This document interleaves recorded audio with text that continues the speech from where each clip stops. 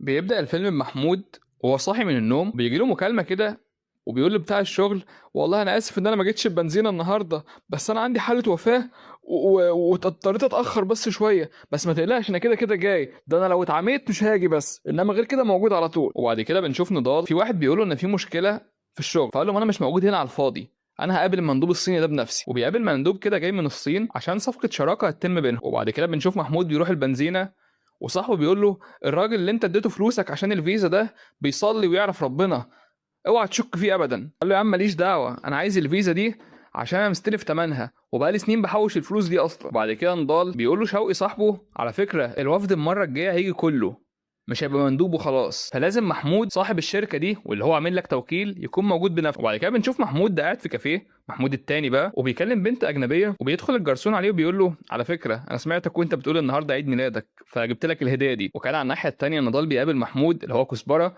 في البنزينه، وبيتعرف عليه وبيقول له: ممكن ابيع لك حاجه كده يا سعاده الباشا، انت شكلك راجل ابن ناس وهتنفعني النهارده. قال: يا ابني انا مش فاهم حاجه من اللي انت بتقولها دي. قال له: بص انا اسمي محمود مصطفى خلف. قال له: ايه؟ وبدا يعرف ان ده اسم الثلاثي بتاع محمود التاني اللي هو كان محتاجه يحضر مكان المندوب الصيني. فقال له: اه ده انت لقطه، طب خد الكارت بتاعي اهو وهشتري منك كل الحاجه دي، وده فلوس كتير جدا. وبعد كده رجع محمود الحاره واكتشف ان حوار الفيزا اللي كان دافع فيه فلوس ده نصبايا، وبدا يقول لصاحبه: اوعى تكون قلت لحد، الناس كلها هتجرسني. قال له: لا عيب عليك. وبدا يمشي وكل الناس عماله تقول له: شد حيلك في النصبايا اللي شلتها دي. فصاحبه قال له: على فكره انا قلت لواحد بس، هو اللي تلاقيه فضحك كده. وبعد كده محمود تاني بيروح البيت وبيكلم سيري اللي هي الاي اي، وبيقول لها: هو ليه محدش من صحابي قال لي كل سنه وانت طيب، اشمعنى الجرسون بس؟ قالت له: انت ما عندكش سوشيال ميديا خالص ولا حاطط حسابات في اي حته، فطبيعي محدش هيفتكر. قال لها: طب ممكن عيد ميلادك الجاي تفكريني. وبعد كده بنشوف محمود الاول وهو قاعد زعلان في البيت على الفيزا بتاعته، والناس عماله تقول له: مش مهم بقى اتنصب عليك ما تنصبش عليك، احنا عايزين فلوسنا اللي انت استلفتها دي. وبدا يروح فرح وصاحبه بيقول له: انا عايز اتجوز البت دي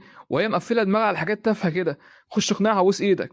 ودخل بدأ يقنعها فعلا. وكان على الناحية التانية محمود التاني كباريه كده وبيسهر، وبيقول للمنظم بتاع المكان: بص البنات اللي هناك دي هتقدمهم من الأوحش للأحسن، رقم 7 و6 تقدمهم في الآخر عشان دول أجمل اتنين، ولازم كل شاب هنا يبقى معاه بنت عشان يدفعوا. وبدأ محمود الأول يقنع العروسة إنها تتجوز، وكمان بيقدم عصام صاصة في الفرح. وبدأ ياخد حبيبته على جنب كده ويقول لها: بقول لك ايه، ما تسيبك بقى من الغم والنكد ده كله. فبدات تقول له: احنا هنتجوز امتى وهنخطب امتى والحاجات دي، انت مش جاهز خالص. وبعد كده بنشوف محمود التاني بعد ما خلص الكباريه بيقعد مع نضال وبيقول له: انت عايزني اقابلهم ليه؟ قال له: عشان هنعمل صفقه معينه مع الصين. قال له: الصفقه دي انا ضدها لانك عايز تغلي الاسعار، ولما تغليها الناس هتسيبنا وتمشي. قال له: يا عم انت ايه اللي فارق معاك، ما انت كده كده مرتبك ثابت. قال له: لا افتكر كويس يا نضال ان انا عامل لك توكيل عام، وكل الافكار اللي انت فيها دي كلها فشلت، واللي ناجح النهارده معاك ده ومخليك مدير شركه كبيره قوي زي دي هي الفكره الوحيده بتاعتي اللي نجحت. فبدا نضال يقول له: على فكره انا اللي مشغل الشركه دي كلها.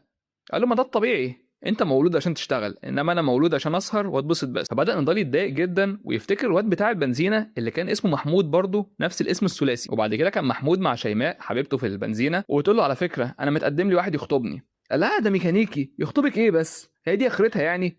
قالت له: ماله، ما هو كسيب، وعلى فكره يا محمود انت عمرك ما هتبقى حاجه. وسط ما هي بتقول له كده دخل عليه نضال وقال له: مساء الخير. قال له: بص يا سعاده الباشا، لو جاي ترجع اللي انت اشتريته معلش ما عندناش ترجيع. قال له: يا ابني ترجع ايه بس، اركب معايا. قال له: بس الشغل.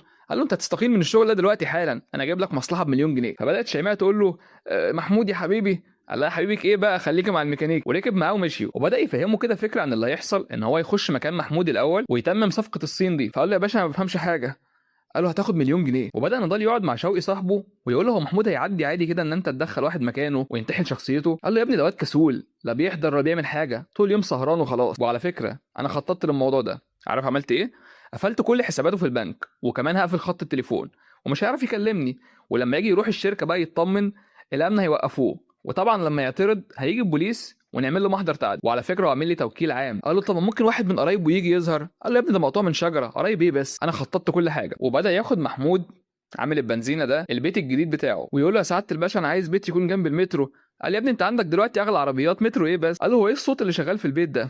قال له: اه دي سيري، حاجه زي الاي اي كده بيكلمك. وبعد كده محمود راح الشركه فعلا والامن طرده وراح على الاسم. فدخل عليه نضال وقال له: بص تتكلم بادب اول حاجه وتفهم المطلوب، انت لازم تختفي من الشركه دي خالص، لو عايز تخرج من هنا ما تفتحش بقك بجنيه. وخرج فعلا على شرط ان هو ما يتكلمش خالص ولا يقرب من الصف. كان على الناحيه التانيه محمود بيتكلم مع صاحبه في البنزينه وهو عمال ياكل، وصاحبه بيقول له: يا ابني انت عليك فلوس كتير جدا. قال له: يا ابني فلوس ايه بس، دي القشه بقت معدن خلاص. كان على الناحيه التانيه محمود خارج من القسم، محمود التاني، ولقى بنت كده بيعكسها شباب، فقال لهم ينفع اللي بتعملوه ده يا شباب؟ فواحد منهم راح ضربه بالقلم، قال لهم لا لا ما تعصبونيش احسن لكم، وبدا يضرب فيهم كلهم. فالبنت بتقول له كفايه انت هتموتهم خلاص. قال لها اسف انا فقدت اعصابي.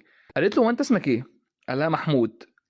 وخلي بالك من نفسك. وبدا يمشي كده، راحت عربيه خبطاه مطيراه خالص. كان على الناحيه التانية نضال بيدخل على محمود التاني ولقاه واخد على البيت خالص، وحتى الاي اي او سيري دي خلاها تتكلم بلغته، وبدا يجرب عليه كام هدوم كده عشان يبقى شبه محمود الاصلي. وبعد ما محمود التاني خبط بالعربيه وعمل حادثه، بيصحى كده بيلاقي نفسه في بيت شعبي، وفي طفل بيقول الراجل صحي، الغريب الجديد ده صحي، وطلع ده بيت البنت اللي هو دافع عنه. وبدا يقول هو انا فين؟ قال له يا ابني انت في ايه؟ انت فاقد الذاكره ولا ايه؟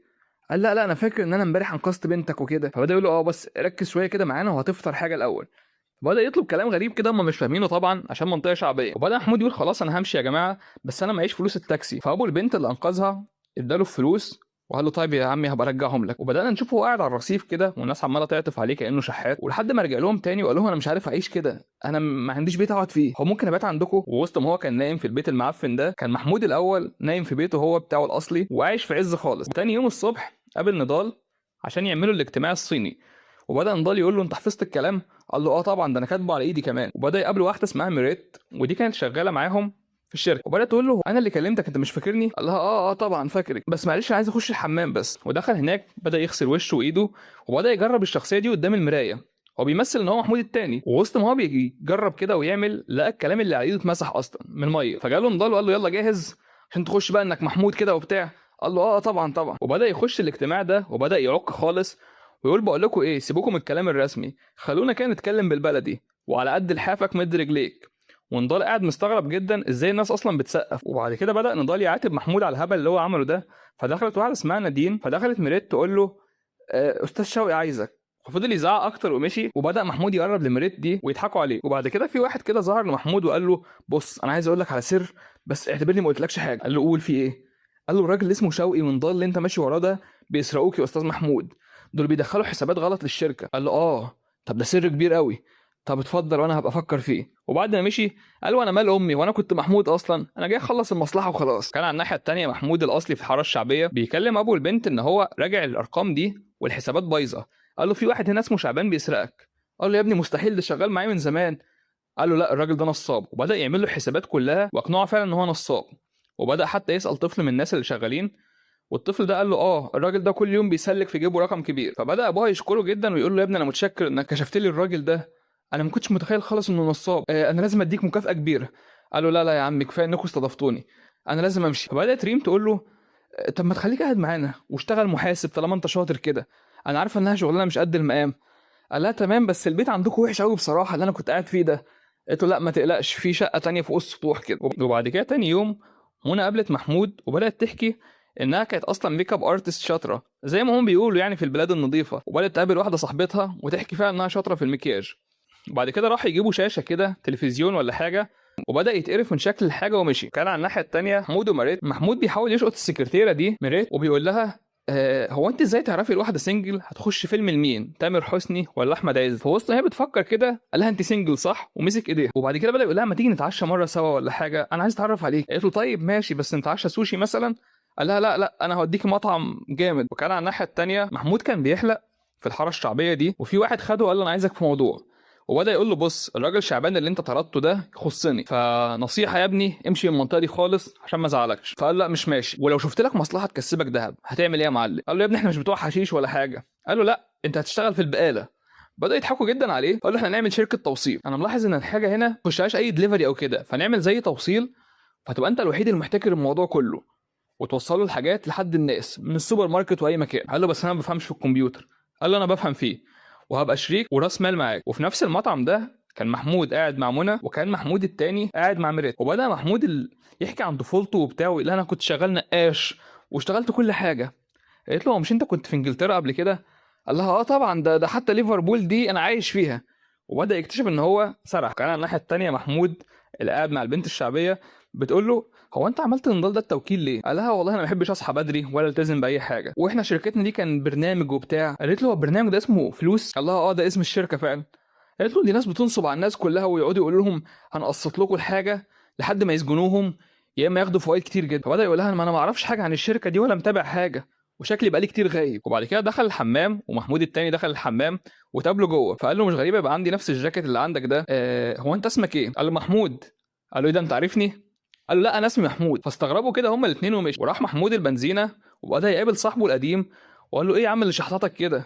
قال له في شركه اسمها فلوس دي ادتني 20000 جنيه، وبعد كده جرجروا رجليا وقالوا هنخليهم 28 لحد ما وصلوا 80000 جنيه، ودلوقتي بقيت مديون ومش عارف ادفع حاجه. قال له خلاص يا عم ما تزعلش نفسك، انا هسد لك كل ده، ما انا اصلا متورط في حاجه لها علاقه بالشركه دي واخد مكان واحد تاني، بس هبفهمك بعدين. وبدا يحضنوا بقى. كان على الناحيه التانيه محمود في الحاره الشعبيه جايب لاب كده بتاع منى وهو بيصلحه لها، وبدا يقول لها على فكره اللاب ده محدش يعرف يفتحه ولا ياخد الصور اللي انت خايفه عليها دي الا لو كان فيه باسورد. وبعد كده سرح شويه وقال لها تصدقني عرفت فكره تخليني اخش على اللاب بتاع الشركه نفسه واحل كل المشكله دي. وبدا يحضنها كده ويقول لها معلش اتحمست بس شويه. وبدا يروحوا البيت اللي هو ساكن فيه محمود. وصل هناك فعلا وبدات تقول له اوعى تكون جايبني هنا تستفرد بيا. بدا يمشي خطوتين كده وبيلف لقى محمود اللي قاعد مكانه مكتف منى دي خالص، وبيقول له انت جاي تعمل ايه هنا؟ ايه ده ايه ده ايه ده، مش انت نفس الواد اللي انا شفته في الحمام؟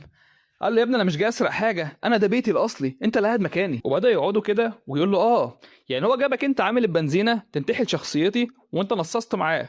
قال له لا لا، عامل البنزينه ده دور الشركه احسن منك 1000 مره وانزل شوف بنفسك. فبدات منى تقول لهم على فكره احنا لازم نتفق على نضال ده ونحل المشكله. وبدا محمود يقول له على فكره انت فاكر ان الراجل ده هيديك فلوس وبتاع في النصبايه دي؟ ده هيسجنك انت في الاخر ويورطك. وتاني يوم محمود راح عادي الشركه وبدا يقابل نضال وقال له بص مش عايز اسمع اي حاجه، احنا خلاص قربنا نخلص الموضوع كله. فبدات مريدي تقول له يا محمود انا عايز اقول لك على حاجه، هم مسلطين انها راقبك وكده، بس لقيتك شخص كويس وانت بتتعامل مع الناس واصحابك وبتاع، فحرام اعمل فيك كده. قال لها بصي ما بما انك صارحتيني كده انا اصلا مش محمود الاصلي ده، انا جايبيني مكان واحد تاني عشان نصبايا وكده. كان على الناحيه التانيه محمود بيكلم منى ويقول لها على فكره انا مش زعلان ان انا فشلت، بس مش مصدق ان انا كنت مغفل كل السنين دي وفي ناس زيك هم اللي اقنعوني بالصح. وبدا الاربعه يتقابلوا الاثنين محمود وميريت ومنى وقالوا احنا هنعمل خطه هنجيب ناس من الصين بدل الصينيين اصلا، ومحمود الاصلي يخش عليه ومعاه جهاز تسجيل في الهدوم ويقول له في نفس الوقت محمود اللي هو كزبره المنتحل الشخصيه ان الاصلي ده هيجيله ويسجل الاعتراف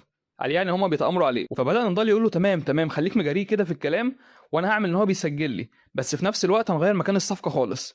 قال له تمام بس خلي بقى المليون اللي كنت هتديهم لي دول 2. وبنشوف محمود وهو بيتفق مع محمود التاني على الخطه الاصليه دي وبيقول له على فكره ما بيجيليش فرص زيك كل يوم، احنا ناس فقراء فلازم استغلها كده باي مصلحه. وبدا يقعد مع ميريته وبتقول له انا منبهر قوي بيك لما عرفت حقيقتك انك فقير وعملت ده كله، البنت دايما بتحب الولد اللي بتتحمى فيه وانت فيك كل ده. وكان على الناحيه الثانيه محمود الاصلي بيقول لمنى البنت الشعبيه دي انا عمري ما تخيلت ان ده هيحصل لي بس انا بحبه. بعد كده جه وقت الخطه بنشوف نضال قاعد ومعهوش مترجم لان شوقي صاحبه ده مش موجود، ومحمود بيروح مكان الاجتماع ما بيلاقيش حد، وبعد كده بيغيروا مكان الاجتماع فعلا عشان يلاقوا كل الناس مستنياهم هناك الاثنين محمود والبنتين. وبنشوف فلاش باك ورا ان موضوع التسجيل ده محمود اللي هو الفقير قال له الموضوع ده مش هيخيل عليه خالص، ده بيحصل في الافلام بس، انا عندي خطه حلوه، احنا نخطف المترجم شوقي ده والصينيين دول انا هجيب لك ناس معينه، وفي وسط ما انت هتخش الشركه ازاي بقى عشان نقفشه متلبس هنخش سوا، هجيب رجاله الحته نعمل شويه نوش قدام الشركه كده فالامن يتشغل وتخش انت معاهم، واللي هنوديه يترجم مكان شوقي ده هي صاحبتك منى. وبدا محمود يبص لنضال ويقول له شفت بقى